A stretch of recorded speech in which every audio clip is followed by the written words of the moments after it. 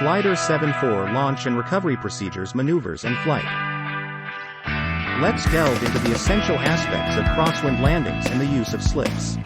Crosswind landings require the pilot to adopt either the crabbing or slipping method while ensuring a smooth touchdown without imposing unnecessary side loads on the landing gear. In the crab method, the pilot points the glider's nose into the wind, maintaining a straight track along the desired ground path. The stronger the wind, the greater the crab angle required. Before flare, the pilot must be prepared to align the glider with the landing direction. Rudder is used to align the glider prior to touchdown, while ailerons are deflected into the wind to control side drift caused by the crosswind.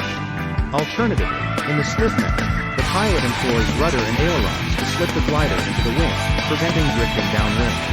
However, be aware that the slip increases the sink rate, necessitating adjustments to spoilers, dive brakes to compensate. Pilots should be ready to apply brakes to avoid leaving the runway or landing area as control authority is lost. Initiate the slip no lower than 100 feet to maintain a stable approach. Pilot preference and glider size, wingspan, may influence the choice between the crab and slip methods. Regardless, the key is to stabilize the approach early enough to maintain a constant approach angle and airspeed for a precise touchdown.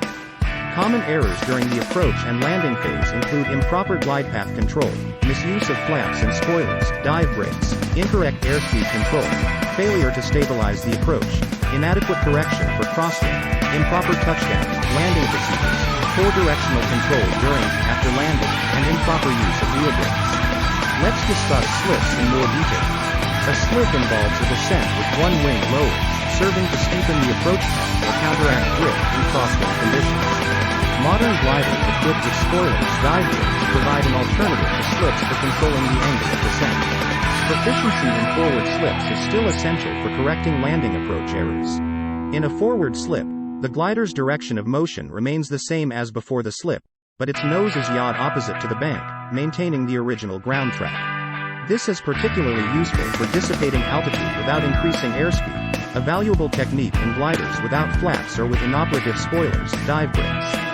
While slips have their merits, they also have limitations. Pilots should avoid excessive slipping, especially in off-field landings, as it may result in overshooting the intended landing area. Side slips, which keep the glider's longitudinal axis parallel to the original flight path but change the flight path direction according to the bank, are crucial in countering wind drift during crosswind landings. Remember, a proper slip is recognized by the glider's attitude, airflow sound, and the feel of flight controls. Common errors when performing slips include improper glide path control, incorrect use of slips, inadequate airspeed control, insufficient correction for crosswind, improper touchdown, landing procedures, poor directional control during, after landing, and misuse of spoilers, air brakes, or dive brakes. Let's talk about downwind landings, a scenario with its own set of challenges. Ideally, we want to avoid them if we have the option for an into-the-wind landing. However, certain factors like airport layout, obstacles, or emergencies may force us into a downwind approach. During a downwind landing, the key is to stick to the normal approach airspeed. Going faster only increases the needed runway for landing. Remember, a tailwind boosts the touchdown ground speed and extends the landing roll. You can calculate the increased landing distance by dividing the actual touchdown speed by the normal touchdown speed and squaring the result. When on a downwind approach, opt for a shallower approach angle, especially if there are obstacles in the way. Use spoilers, dive brakes, and consider a forward slip if needed to control your glide path. After touchdown, hit the wheel brake and engage all available drag devices to reduce ground speed and stop as soon as possible. This is crucial for maintaining control, as landing with a tailwind means a higher ground speed, requiring more braking action. Avoid common errors during downwind landings, such as improper glide path control, slips, airspeed control, wind correction, touchdown, landing procedures, and directional control. Proper use of wheel brakes is also critical. Let's dive into what happens after our smooth glider landing. So, after you gracefully touch down, make sure to taxi the glider away from the runway. If it's just a short break between flights, pick a parking spot that won't inconvenience others. Now, wind can be a tricky fellow, so secure a wingtip with a weight or tie it down to prevent any unplanned aerobatics. Remember, gliders are like kites when it comes to wine, so never leave them unattended without securing them. At the end of the flying day, move your glider to the T-down area. Follow your trusty GFM Pro That's the glider flight manual, pilot's operating handbook, for the best securing methods. T-down anchors should be robust. External control locks should be big and bold, and if you're covering the pivot tube or canopy, make sure those covers are large and visible. Now, if your glider is lucky enough to have a spot in a hangar, be gentle when moving it around to avoid any hangar mishaps. Chop the wheels. Use wing stance if it's level, or slack away from the lowered wing if it's stored with a wing high. And if you're going for the disassembled and trailer stored route, align that fuselage, gather your tools, and follow that disassembly checklist like it's your glider Bible.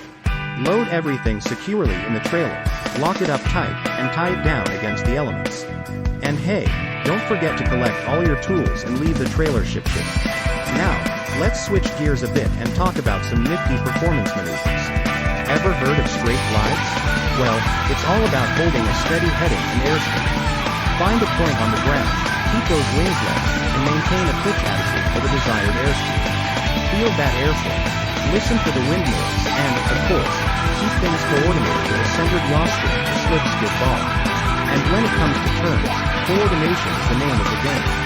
Whether it's a shallow turn with a touch of aileron, a medium turn where stability takes the lead, or a steep turn demanding some serious aileron action, you've got to clear that airspace before you make any moves.